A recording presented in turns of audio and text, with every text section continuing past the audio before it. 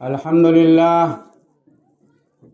لله نحمده ونستعينه ونستغفره ونؤمن به ونتوكل عليه ونعوذ بالله من شرور أنفسنا ومن سيئات أعمالنا من يهد الله فلا مضل له ومن يضلله فلا هادي له ونشهد أن لا إله إلا الله وحده لا شريك له ونشهد أن محمدا عبده ورسوله أما بعد فقد قال الله تبارك وتعالى في القرآن المجيد والفرقان الحميد أعوذ بالله من الشيطان الرجيم بسم الله الرحمن الرحيم إنا أعطيناك الكوثر فصل لربك وانحر إن شانئك هو الأبتر وقال النبي صلى الله عليه وسلم إنما أنا قاسم والله يؤتي صدق الله العظيم وصدق رسوله النبي الأمين الكريم ونحن على ذلك لمن الشاهدين والشاكرين والحمد لله رب العالمين۔ معزز سامعین کرام، میں نے آپ حضرات کے سامنے خطبہ مسنونہ کے بعد قرآن مقدس سے 30ویں پارے کی ایک چھوٹی سی سورت کریمہ کی تلاوت کا شرف حاصل کیا ہے۔ بہت ہی مشہور و معروف یہ سورت کریمہ ہے، ہمارے بہت سارے بچوں کو بھی یہ سورہ شریف یاد ہے اور اکثر و بیشتر اپنی نمازوں میں بھی ہم اسے پڑھا کرتے ہیں۔ یہ سورت کریمہ چھوٹی چھوٹی 3 آیتوں پر مشتمل ہے۔ دیکھنے میں تو یہ چھوٹی چھوٹی 3 آیتوں کی ایک سورت کریمہ ہے، لیکن یہ سورت کریمہ اللہ اور اس کے رسول صلی اللہ علیہ وسلم کی شان و عظمت اور اس کی بلندی اور بھی بہت سارے اسرار علوم کا مخزن اور منبع یہ سورت کریمہ ہے۔ ایک دریا ہے قرآن مقدس جو 30 پاروں پر پھیلی ہوئی کتاب ہے، اللہ تبارک و تعالیٰ کا کلام ہے، 6666 آیتوں پر مشتمل 30 پارے کا قرآن ہے۔ اور یہ قرآن کریم اس کی بلندی اور عظمت یہ ہے کہ دنیا کے تمام علوم اس قرآن میں موجود ہے، اور آج تک 1400 برس کا زمانہ گزر گیا قرآن مقدس کو اس دنیا میں تشریف لائے ہوئے، اور ایک قرآن کریم جو اسرار علوم کا خزینہ ہے اور دنیا کے ہر چیز کا بیان، ہر چیز کا تذکرہ اور ہر قسم کے علوم اس قرآن میں موجود ہے۔ لیکن کس کے لیے؟ سب کے لیے نہیں۔ یہ قرآن جس پر نازل ہوا ہمارے اور آپ کے ساری کائنات کے نبی جناب محمد رسول اللہ صلی اللہ علیہ وسلم کی ذات گرامی، اس لیے کہ اللہ تبارک و تعالیٰ نے آپ صلی اللہ علیہ وسلم کو قرآن سکھایا۔ الرحمن علم القرآن، رحمان نے اپنے محبوب صلی اللہ علیہ وسلم کو قرآن سکھایا، اور اللہ کے رسول صلی اللہ علیہ وسلم نے قرآن سیکھا اپنے رب سے، تو ظاہر بات ہے کہ قرآن سکھانے والا رب کی ذات ہے اور سیکھنے والی ذات محمد الرسول اللہ صلی اللہ علیہ وسلم کی ذات ہے۔ تو اب محمد الرسول اللہ صلی اللہ علیہ وسلم سے زیادہ علم والا تو اس دنیا میں رہتی دنیا تک کوئی ہو ہی نہیں سکتا، اس لیے کہ سارے لوگ اس دنیا میں جتنے بھی انسان ہیں سب کے سب کسی نہ کسی اپنے استاد سے پڑھا ہے، کسی استاد کے سامنے زانو ادب طے کیا ہے، لیکن اللہ کے رسول سید عالم صلی اللہ علیہ وسلم کی وہ ذات گرامی ہے کہ آپ نے ڈائریکٹ اللہ تبارک و تعالیٰ کی ذات گرامی میں سبق پڑھا ہے، علم حاصل کیا ہے۔ الرحمن علم القرآن، اللہ تبارک و تعالیٰ قرآن مقدس میں ارشاد فرماتا ہے کہ رحمان نے اپنے محبوب جناب محمد رسول اللہ صلی اللہ علیہ وسلم کو قرآن سکھایا۔ تو سکھانے والی ذات جب اللہ کی ہے اور سیکھنے والی ذات محمد الرسول اللہ کی ہے، تو اس ذات کریمہ سے زیادہ، یعنی اللہ کے رسول صلی اللہ علیہ وسلم سے زیادہ تو قرآن کو کوئی سمجھنے والا ہو ہی نہیں سکتا ہے۔ تو یہ قرآن میں ہر چیز کا بیان تو ہے، لیکن کس کے لیے؟ اللہ کے رسول سید عالم صلی اللہ علیہ وسلم کے لیے۔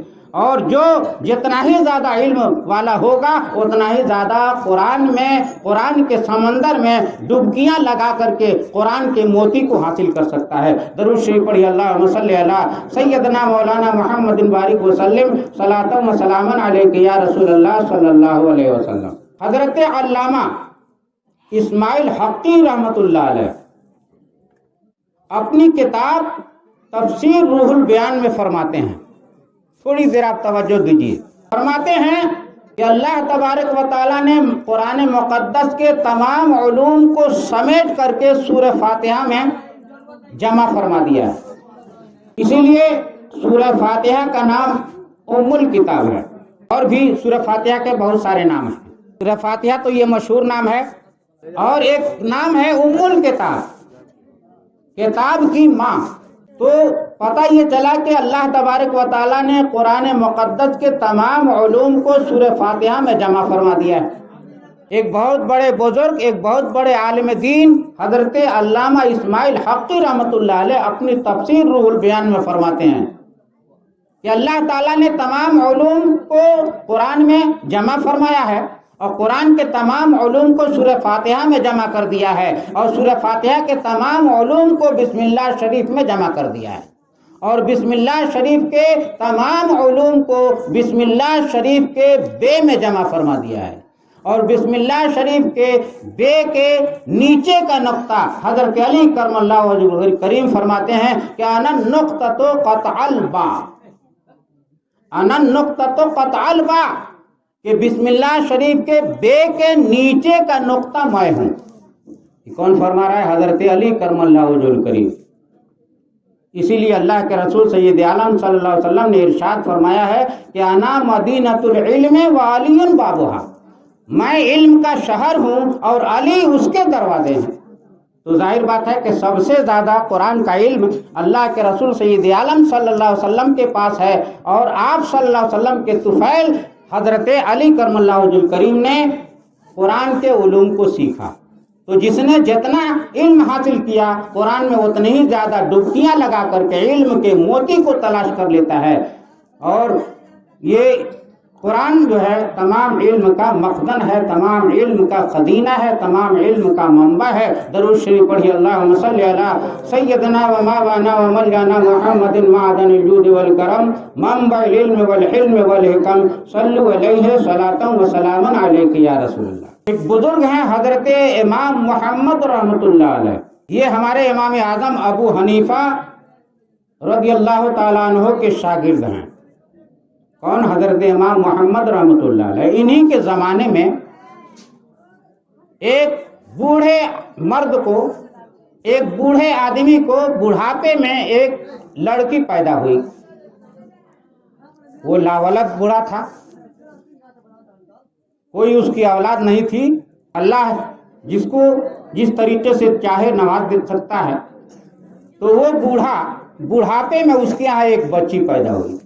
ظاہر بات ہے کہ برسوں انتظار کے بعد سے اگر کسی کے ہاں کوئی اولاد پیدا ہو تو کتنی خوشی ہوگی۔ تو اس بوڑھے مرد نے بچے کی پیدائش پر خوشی سے یہ قسم کھا لیا، جذبات سے باہر ہو گیا۔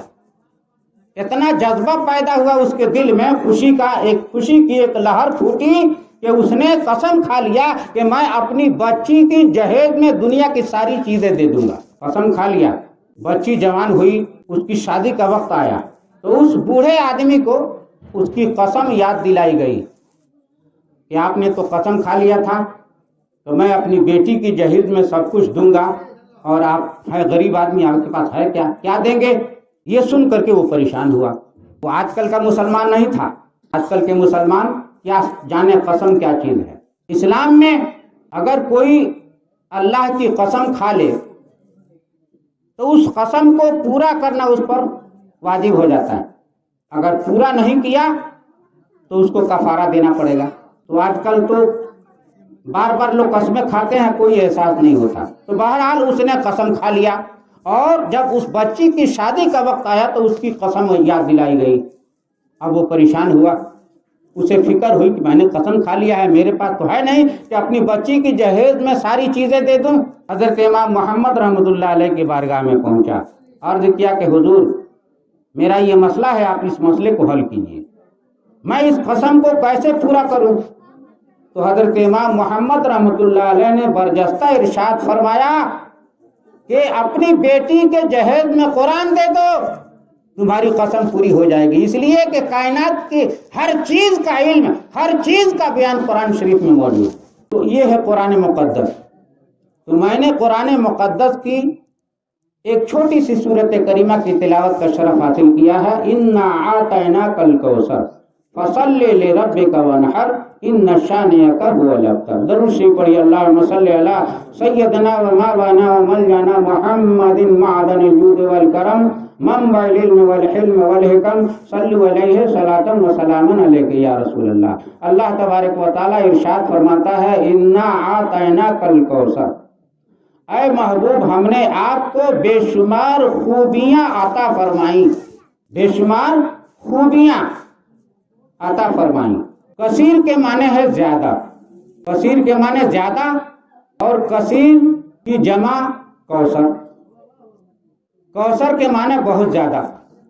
کثیر پہلے ہی سے وہ جمع ہے، جمع کا معنی میں ہے زیادہ، اور اب اس کی جمع کوثر، بہت زیادہ۔ تو اللہ تبارک و تعالیٰ ارشاد فرماتا ہے اپنے محبوب جناب محمد رسول اللہ صلی اللہ علیہ وسلم کی شان میں کہ اے محبوب ہم نے آپ کو کوثر عطا کیا، یعنی بے شمار خوبیاں عطا فرمائیں۔ تو جب آپ کو بے شمار خوبیاں عطا فرمائیں، اب اس صورت کریمہ کی تفسیر بہت میں نے پہلے ہی کہہ دیا کہ یہ ایک دریا ہے، ہم لوگوں کو جتنا معلوم ہے اتنا بتاتے ہیں۔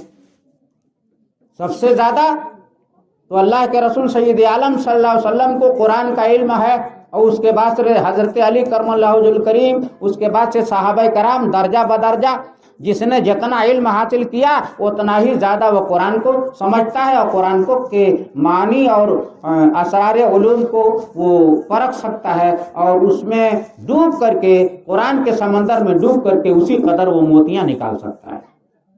تو سب سے پہلے میں اس صورت کریمہ کی مختصر سی تشریح کروں۔ اس تشریح سے پہلے آپ کو میں یہ بتا دینا چاہتا ہوں کہ یہ صورت کریمہ کب، کیوں اور کس موقع سے نازل ہوئی، یعنی اس صورت کریمہ کا پس منظر کیا ہے، کس ماحول میں یہ صورت کریمہ نازل ہوئی۔ جب اس پس منظر کو اور اس ماحول کو آپ سمجھ لیں گے تو اس کے بعد سے اس صورت کریمہ کی جو تفسیر بتائی جائے گی، جو اس کی تشریح کی جائے گی، اس کو آپ بآسانی سمجھ سکتے ہیں۔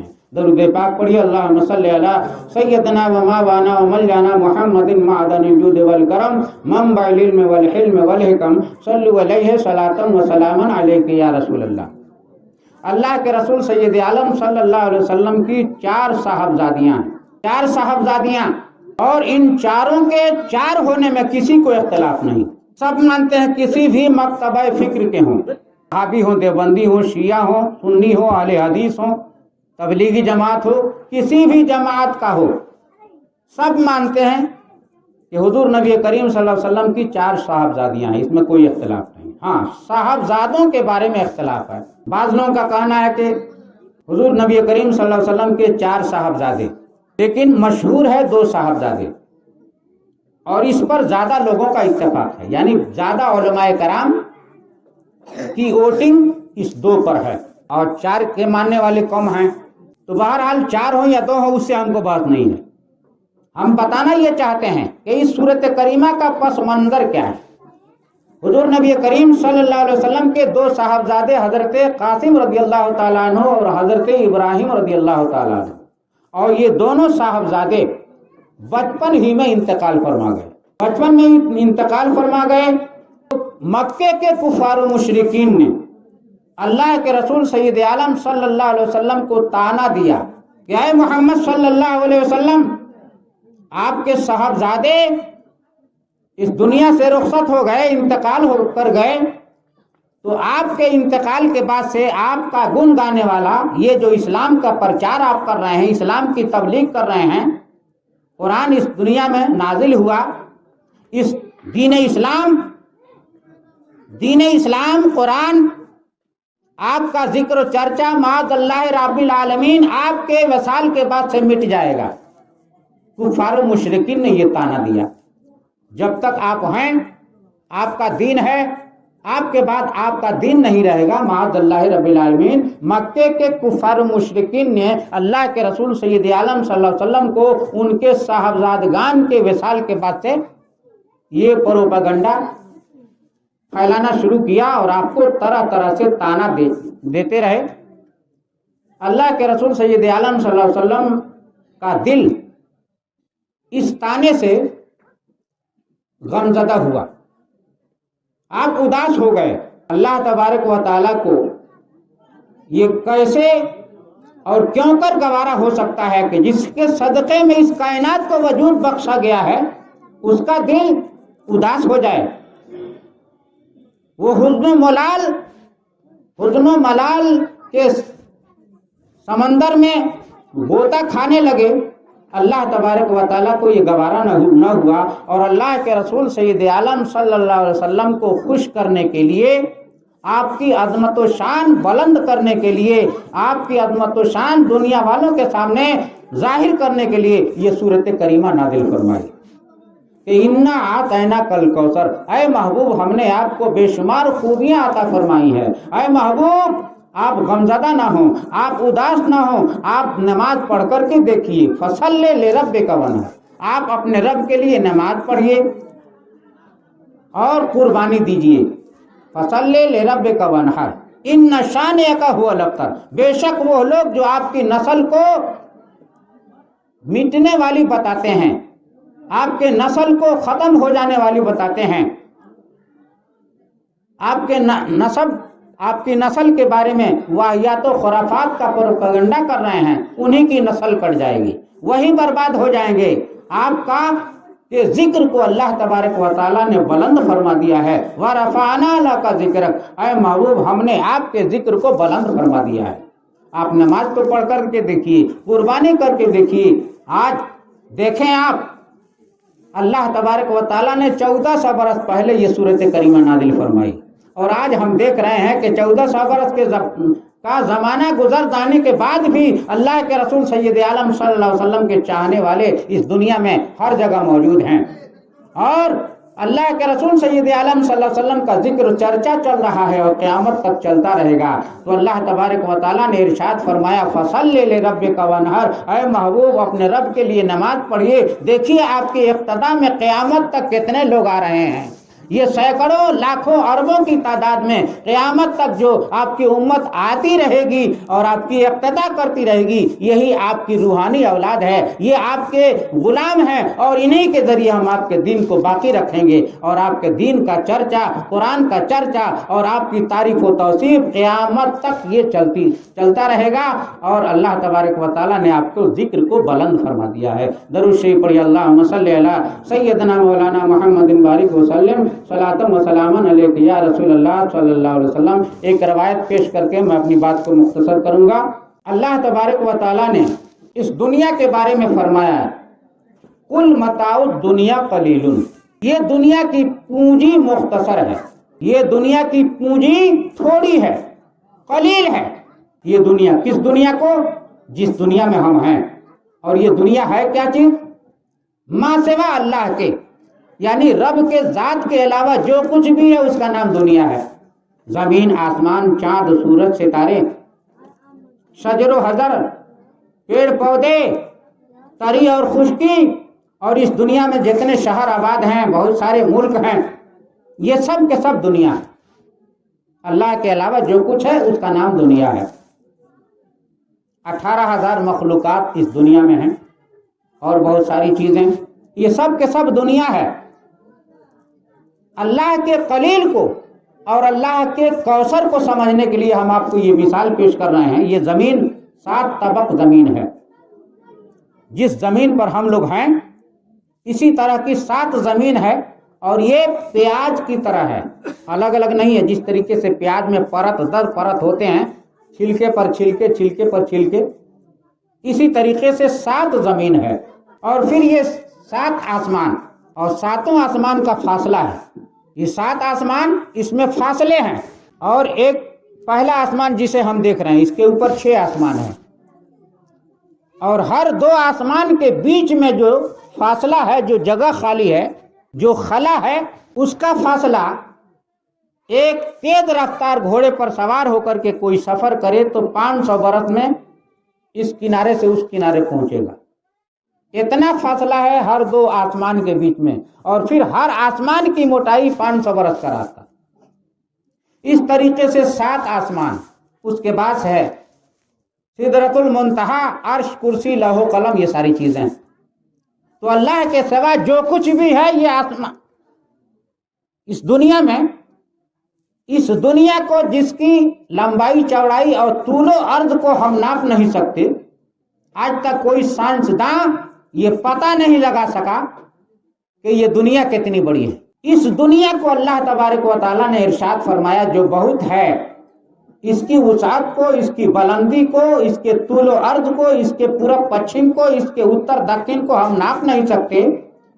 اتنی بڑی دنیا ہے. اس بڑی دنیا کو اللہ تبارک و تعالیٰ ارشاد فرماتا ہے کل متاع الدنیا قلیل، یہ دنیا کی پونجی مختصر ہے.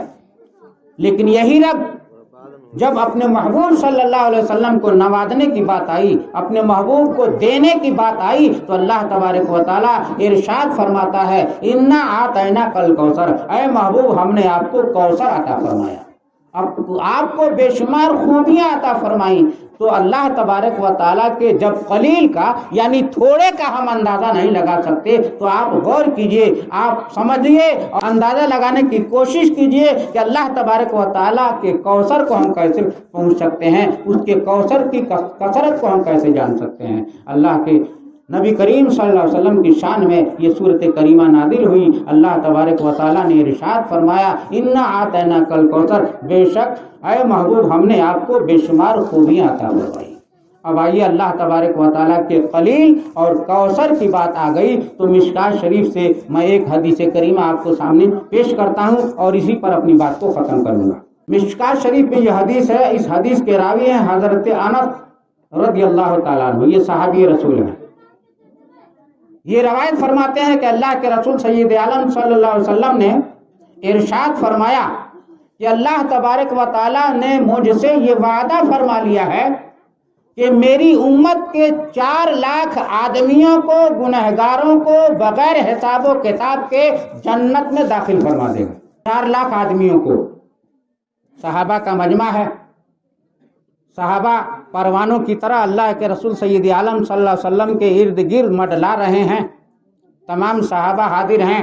تو اللہ کے رسول سید عالم صلی اللہ علیہ وسلم نے ارشاد فرمایا کہ اللہ تبارک و تعالیٰ نے مجھ سے یہ وعدہ فرمایا ہے کہ قیامت کے دن میری امت میں سے 4 لاکھ آدمیوں کو بغیر حساب و کتاب کے جنت میں داخل فرما دے گا. جیسے ہی اللہ کے رسول صلی اللہ علیہ وسلم نے یہ حدیث مبارکہ سنائی، یہ ارشاد فرمایا، حضرت ابوبکر صدیق رضی اللہ تعالیٰ عنہ کھڑے ہوئے، عرض کیا یا رسول اللہ زدنا یا رسول اللہ، اے اللہ کے رسول اس میں اور زیادتی فرمائیے، اس کو اور بڑھا دیجئے. اللہ کے رسول تو فرما رہے ہیں کہ اللہ نے مجھ سے وعدہ کیا ہے کہ 4 لاکھ میری امت کے گنہگاروں کو قیامت کے دن بخش دے گا، اور حضرت ابوبکر صدیق عرض کرتے ہیں کہ یا رسول اللہ اس کو اور بڑھا دیجئے، اس میں زیادتی فرمائیے. پتہ یہ چلا حضرت ابوبکر صدیق کے اس بیان سے، اس عرض سے یہ معلوم ہوا کہ حضرت صدیق اکبر رضی اللہ تعالیٰ عنہ کا یہ ایمان تھا کہ اللہ کے رسول سید عالم صلی اللہ علیہ وسلم کی بارگاہ الہی میں وہ شان ہے کہ اللہ تبارک و تعالیٰ نے جو چیز مقرر فرما دیا ہے، جو چیز طے فرما دیا ہے، اس کے بارے میں اللہ کے رسول صلی اللہ علیہ وسلم اگر سفارش کر دیں تو اللہ تبارک و تعالیٰ اپنے قانون میں، اپنے طے شدہ چیز میں ترمیم فرما سکتا ہے، اس کو بدل سکتا ہے. یہ حضرت ابوبکر صدیق رضی اللہ تعالیٰ عنہ کا عقیدہ تھا. اسی لیے تو عرض کیا کہ زدنا یا رسول اللہ، اے اللہ کے رسول اس میں اور زیادتی فرمائیے. تو اللہ کے رسول سید عالم صلی اللہ علیہ وسلم نے ارشاد فرمایا کہ اللہ تبارک و تعالیٰ اپنے چلو میں چلو بھر میری امت کو جنت میں داخل فرما دے گا بغیر حساب و کتاب. اللہ تبارک و تعالیٰ چلو سے پاک ہے، اس کا ہاتھ نہیں، اور ہاتھ نہیں تو چلو کیسے بنے گا. لیکن ہم کو سمجھانے کے لیے، ہم امت کو، ہم انسانوں کو سمجھانے کے لیے یہ حدیث کریمہ ہے. تو اللہ کے رسول سید عالم صلی اللہ علیہ وسلم نے ارشاد فرمایا، اللہ کے رسول فرماتے ہیں کہ اللہ تبارک و تعالیٰ قیامت کے دن اپنے چلو میں داخل فرما کر کے اس سے بھی زیادہ میری امت کے गुनहगारों को बख्श देगा। फिर भी हज़रत अबू बकर सिद्दीक़ रज़ी अल्लाह ताला अन्हु को तसल्ली नहीं हुई, दोबारा अर्ज किया कि या रसूल अल्लाह, जितना या रसूल अल्लाह, ऐ अल्लाह के रसूल और भी ज़्यादा कीजिए, और भी ज़्यादा कीजिए। तो फौरन हज़रत उमर फारूक आज़म रज़ी अल्लाह ताला अन्हु खड़े हुए। ये दूसरा खलीफा है, हज़रत अबू बकर सिद्दीक़ रज़ी अल्लाह ताला अन्हु पहले खलीफा हैं, और नबियों के बाद तमाम इंसानों में सबसे अफजल एक नंबर पर ये इंसान, एक नंबर पर मुसलमान और एक नंबर पर मोमिन सहाबी हैं और खलीफा रसूलुल्लाह सल्लल्लाहु अलैहि वसल्लम। नबियों के बाद तमाम इंसानों में सबसे अफजल एक नंबर पर हज़रत अबू बकर सिद्दीक़ हैं, दूसरे नंबर पर हज़रत उमर फारूक आज़म हैं, तीसरे नंबर पर हज़रत उस्मान गनी हैं, चौथे नंबर पर हज़रत अली करमल्लाहु वजहुल करीम हैं। ये चार खलीफा। तो हज़रत उमर फारूक आज़म खड़े हुए और अर्ज किया कि आए अबू बकर, छोड़ भी दो, रहने भी दो। अगर ऐसा हो जाए तो लोग अमल करना छोड़ देंगे, इसी पर भरोसा कर लेंगे कि अल्लाह तबारक व तआला मुझको तो बगैर हिसाब व किताब के जन्नत में दाखिल फरमा देगा। तो इसलिए आप बस कीजिए, रहने दीजिए। तो हज़रत अबू बकर सिद्दीक़ रज़ी अल्लाह ताला अन्हु ने इरशाद फरमाया कि आए उमर, अल्लाह तबारक व तआला अगर हमें यूं ही बख्श दे तो तेरा क्या बिगड़ता है। जब हज़रत अबू बकर ने ये कहा तो हज़रत उमर फारूक आज़म ने फरमाया, अर्ज किया कि आए अबू बकर, अल्लाह तबारक व तआला के लब की वुसअत भी तो देखो, अल्लाह तबारक व तआला का चुल्लू भी तो देखो। ये हमारा चुल्लू, ये हमारा लप नहीं है, बल्कि रब तबारक व तआला की ज़ाते गिरामी और उसका लप है। वो अगर चाहे तो एक ही लप में, एक ही चुल्लू में सारी कायनात को दाखिल फरमा करके जन्नत में दाखिल कर देगा। जब हज़रत उमर फारूक आज़म ने ये अर्ज किया तो अल्लाह के रसूल सैयद आलम सल्लल्लाहु अलैहि वसल्लम ने इरशाद फरमाया कि सद्दक़त या उमर, ऐ उमर, तूने सच फरमाया, तूने सच कहा। यानी अल्लाह के रसूल सैयद आलम सल्लल्लाहु अलैहि वसल्लम ने हज़रत अबू बकर और हज़रत उमर फारूक आज़म के दरमियान जो बातचीत हुई थी उसको काटा नहीं, रद्द नहीं किया, बल्कि तस्दीक की और इरशाद फरमाया सद्दक़त या उमर, ऐ उमर, तूने सच कहा।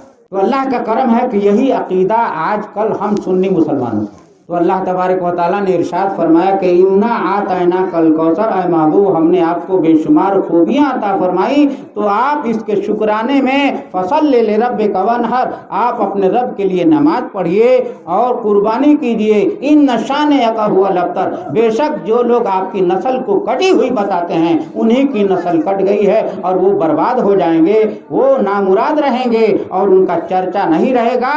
और अल्लाह के रसूल सैयद आलम सल्लल्लाहु अलैहि वसल्लम की रब की बारगाह में वो शान है कि आज तक आप सल्लल्लाहु अलैहि वसल्लम का चर्चा हो रहा है और क़यामत तक दीन इस्लाम बुलंद होता रहेगा, कुरान बुलंद रहेगा और कुरान के मानने वाले, रसूल करीम सल्लल्लाहु अलैहि वसल्लम के मानने वाले भी अल्लाह के रसूल सैयद आलम सल्लल्लाहु अलैहि वसल्लम के सदक़े में मुसलमानों की भी शान बुलंद वाला रहेगी। अल्लाह तबारक व तआला हमें तौफीक रफ़ीक अता फरमाए। आमीन सुम्मा आमीन बेजाहे सय्यिदिल मुरसलीन सल्लल्लाहु तआला अलैहि वसल्लम। अस्तगफिरुल्लाह रब्बी मिन कुल्लि ज़ंबिन व अतूबु अलैहि व आखिरु दावाना अनिल हम्दुलिल्लाहि रब्बिल आलमीन। खड़े हो जाइए।